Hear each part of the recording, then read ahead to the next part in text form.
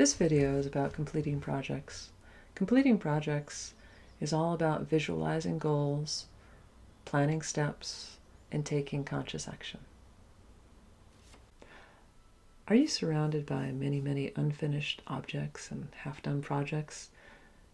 Do you find yourself starting a project, drifting off midway, and never quite completing the project? Do you find it easier to start a project than to actually finish it? My name is Untitled Chapter.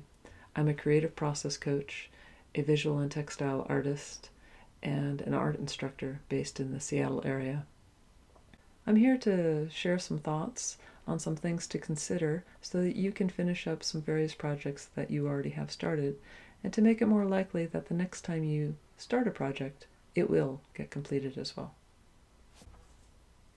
Fundamentally, completing projects is simple. It's 3 steps. Decide on a project, figure out the steps, work on it until it's complete. It's that simple. A little harder to do, but that simple. So to repeat one more time, 3 steps to completing projects. Number 1, decide on a project. Number 2, break it into steps. And number 3, work on it until it's done. There are, of course, a number of things that get in our way with each of these steps. There are a variety of aspects to consider at each stage so that you can get to completing a project. So, deciding on a project. The more projects you have going on at once tends to mean the more distracted you will be. Less attention tends to be given to any one project because you have so much else going on. It also may take longer to figure out and remember where you were and what needs to be done next when you are going from one project to another project to another project. Deciding to give your attention to only one project takes some effort. How do you decide? You can make a list of all the projects you have and winnow out the ones which are no longer of any interest to you. Think about which ones are the most important, which ones are the most interesting, which ones have a due date, who are the projects for yourself, for other people, for family, for clients. Identifying these kind of things can help to organize which project to tackle next. As a real-life example, in my case, I was approached by a potential client wondering if I wanted to work on a cover illustration for her book. I was really interested. It looked like something right up my alley. I looked at my schedule and I knew that I could get it done, so I said yes. I was able to push aside other things that were without due dates and get the project back to her as promised. Number 2 in completing projects, break it into steps. Any project is broken up into bigger chunks and then smaller steps. And even if you have no idea what to do, typically there are some big things you can identify. To write a book, you need to have an idea. You need to write. At some point you need to come up with a title, and then you need to publish. To make bread, you need to have the ingredients. You mix them together somehow. Then you bake it. Once you have a big chunk, then you start breaking that big chunk into smaller and smaller steps.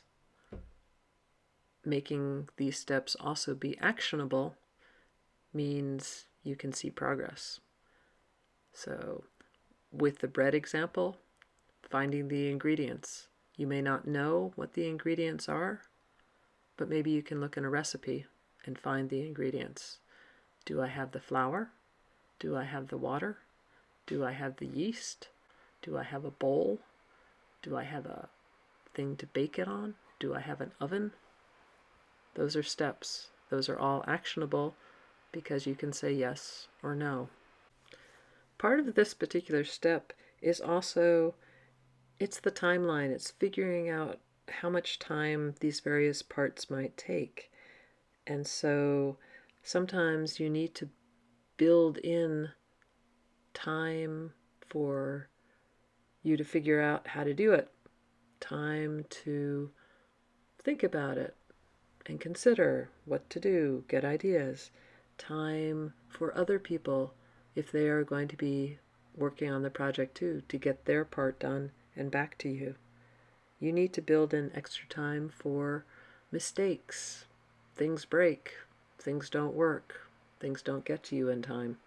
You need to build in extra time on projects as well. Here's another real-life example from my world. This particular quilt is a Hawaiian quilt, and when I started it, I had never done a Hawaiian quilt before. And it is done with a technique that I also had never done before, which is called needle turn applique. All quilts are done in stages. All quilts are done in parts. And there's a big one where you have to make the quilt top. You then have to assemble the layers, and then you have to quilt it, and then you have to finish it.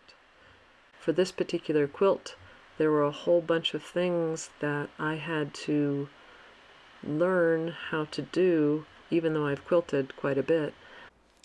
The quilting pattern on a Hawaiian quilt is called echo quilting. It's like ripples on the water. Concentric rings are made going out from the central motif. Stitching happens in one direction with a sewing machine. Ideally, most of the quilt is to the left of the needle and spread out over the table while quilting. Sometimes the bulk of the quilt is to the right of the needle, and that means there's a lot of pushing and squishing of fabric through a small opening of the arm of the sewing machine. With echo quilting, this happens all the time. This was an issue I hadn't considered when I decided to make the quilt. It added a lot more time and effort to the quilting process.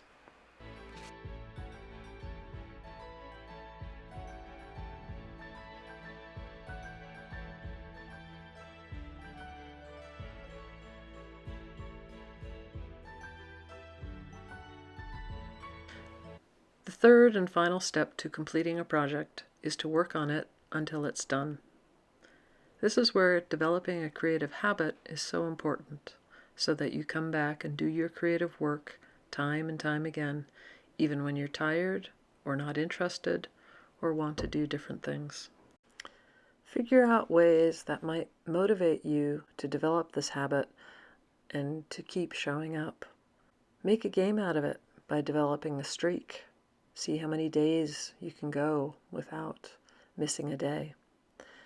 Know that the more often you show up, the more often you know where your project is going, and the less you have to relearn each time you have a gap in time. Celebrate progress and milestones, and remember that done is good enough. Your project does not need to be fussed with until it is perfect. A final personal example is from my Drawing Amsterdam Dailies challenge. I am creating a travel journal, and I try to show up every day to do at least 30 minutes of drawing. At the time of this recording, my streak of showing up has been 190 days.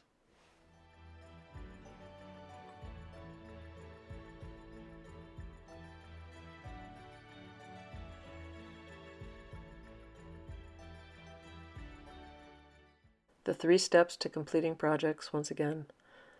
1. Decide on the project. 2.